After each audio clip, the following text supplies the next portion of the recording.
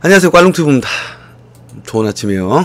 여러분들 어제 밤새 별거 없으셨죠? 오늘 방송 준비하려고 이렇게 찾다 보니까 깜짝 뉴스가 한 개 떴습니다. 바로 야권 최재형 후보 캠프 해체 선언입니다.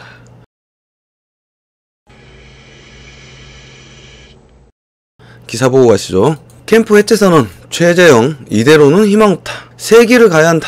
지지세 하락 원인으로 기성 정치인들에게 너무 많이 의존했다고 판단했다. 반전을 위한 극약 처방으로 새 정치를 강조했다. 참 마음이 쓰립니다. 제 마음속에 1등 후보는 윤석열, 2등은 최재형, 3등 홍준표를 요즘 삭제할까 자꾸 이런 생각이 가물가물하지만 일단 아직까지는 3등 홍준표 이렇게 보고 있는데, 최재형 후보가 캠프 해체 선언을 오늘 해버렸습니다. 도대체 어떤 연유에서 이렇게 됐을까?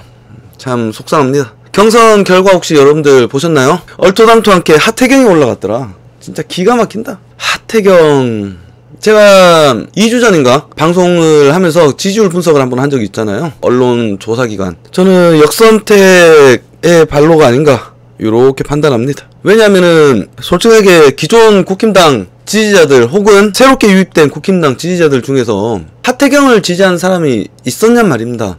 아니다. 기존에 있던 사람들에게 하태경 빨갱이자 배신자, 유승민 개고, 그리고 새로 들어오신 분들에게는 하태경 거의 없지.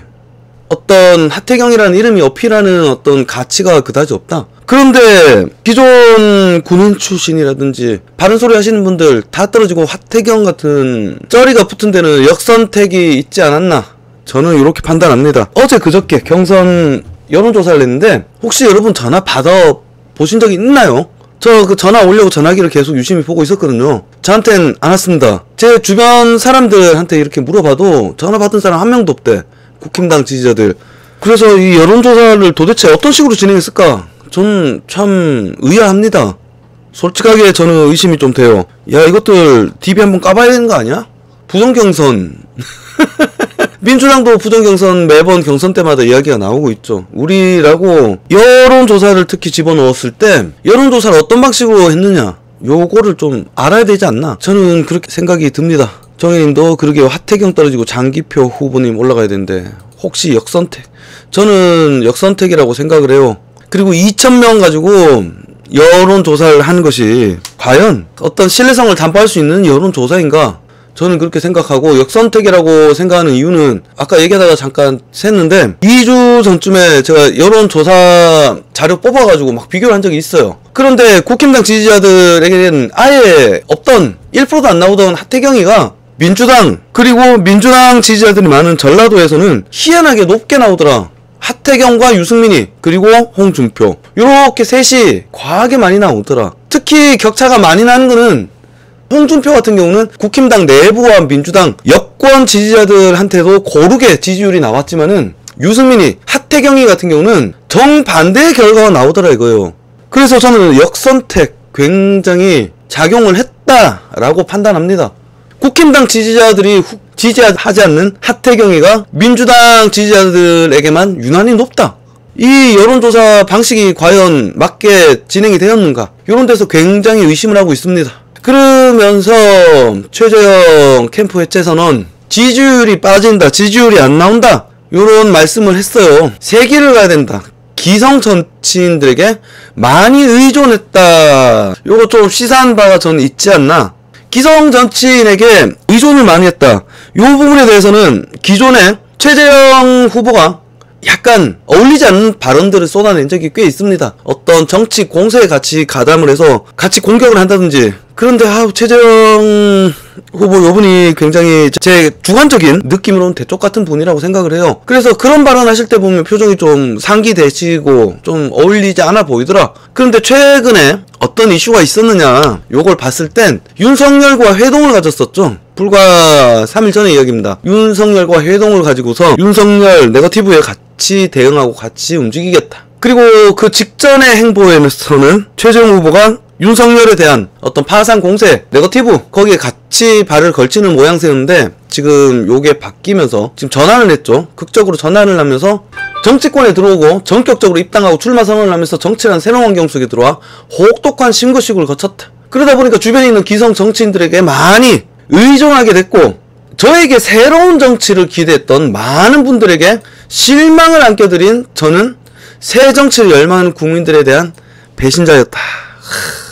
숨기고 속이고 자기들끼리 함정을 파고 모략하는 피곤한 저질 정치에서 벗어나겠다. 변하겠다.